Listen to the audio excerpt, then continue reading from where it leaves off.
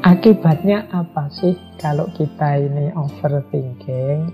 Efeknya antara lain ya yang pasti hidup jadi ndak asik, jadi ndak menyenangkan. Jangankan kita yang overthinking, kita punya teman saja yang serba overthinking, itu kan ndak asik. Jadi diajak apa-apa itu terus diseriusi terus. Kita ngomong iseng, dia serius mendalam. Kita bergurau, dia serius mendalam terus. Hidup jadi tidak menyenangkan, tidak asik. Ya kadang-kadang memang kayak kita bersendagurau dengan teman itu ya guyonannya itu ya kadang tidak masuk akal, kadang absurd, kadang tidak nyambung, ya tidak masalah. Yang penting ketawa bareng, seneng. Tapi begitu ketemu orang-orang yang overthinking ini, itu nanti dianalisis.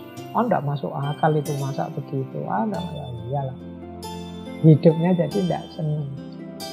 Jadi waktu habis, tegang, lelah, tidak bisa tidur nyenyak, selalu kepikiran. Kepikiran itu dalam istilah Jawanya. Jadi istilah Jawa ada istilah kepikiran. Kepikiran itu berarti jadi bahan pikiran terus-menerus. Dan itu pasti tidak menyenangkan. Nah yang kedua, banyak aktivitas jadi tidak maksimal. Mengapa tidak maksimal? Kita susah untuk fokus dan konsentrasi. Pikiran kita kemana-mana terus. Mikir A, kita kaitkan dengan B, kita kaitkan dengan C, kita terus begitu. Jadi akhirnya kegiatan-kegiatan kita jadi tidak maksimal, tidak to the point. Bahkan kita mungkin sulit berinteraksi dengan orang lain karena gaya kita tadi. Kenapa? Karena kita sulit fokus, sulit konsentrasi. Kalau diajak ngomong misalnya, kita ngomong apa, teman kita nanggapinya apa. Karena mungkin dia overthinking, mengerti hubungannya yang diomongkan dengan ini, dengan itu, dan lain sebagainya. Nah yang ketiga, efek atau akibatnya overthinking adalah emosi yang naik turun terus, tidak stabil. Orang overthinking itu mudah marah. Mikir itu kan tegang. Kalau disinggung sedikit, dia bisa marah. Mudah gelisah. Termasuk insecure tadi yang kita bahas di babak pertama ngaji kita. Kemudian kadang-kadang mencari pelampiasan dari ketegangan, kegelisahannya. Ya di situ saya tulis misalnya lewat makanan. Makan itu ya karena mikir itu butuh energi, butuh fokus. Kadang-kadang postingannya sambil nyemil. Kita makan, kita mikir sambil nyemil, mikir sambil minum, mikir sambil jadi bisa habis kopi bergelas-gelas. Habis itu nanti kesehatannya drop. Kemudian kadang lewat postingan, tidak ada angin, tidak ada hujan, nanti postingannya marah-marah, postingannya apa. Atau pada orang lain untuk pelampiasan. Orang lain diserang atau sebaliknya menjauh dari orang lain. Nah ini efek-efek dari overthinking.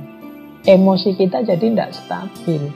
Tentu saja orang lain jadi insecure, jadi tidak nyaman dekat dengan kita.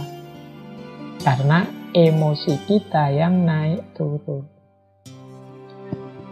Yang keempat, kalau ini manifestasi fisiknya, jangan lupa pikiran itu, apalagi otak itu kuncinya segalanya. Jadi ketegangan-ketegangan batin kita, pikiran, otak kita itu ya bisa berefek pada kesehatan fisik. Ada gejala-gejala psikosomatis misalnya, pusing, nyeri, jantung berdebar-debar, sesak nafas, tensinya naik atau tensinya turun dan lain sebagainya. Ini gangguan fisik. Sebagian besar penyakit-penyakit dalam itu berhubungan dengan pikiran kita. Maka orang yang overthinking itu berarti orang yang pikirannya tegang terus. Tidak heran kalau orang semacam ini mudah terkena penyakit, imunnya turun. Karena fokusnya pada hal-hal macam-macam yang tidak penting tadi.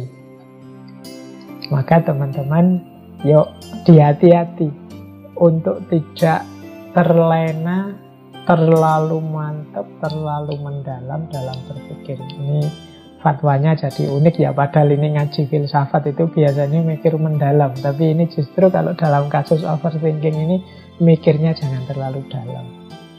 Jadi berpikir yang biasa saja, tidak keterlaluan. Keterlaluan itu kan berarti ya sudah berlebihan.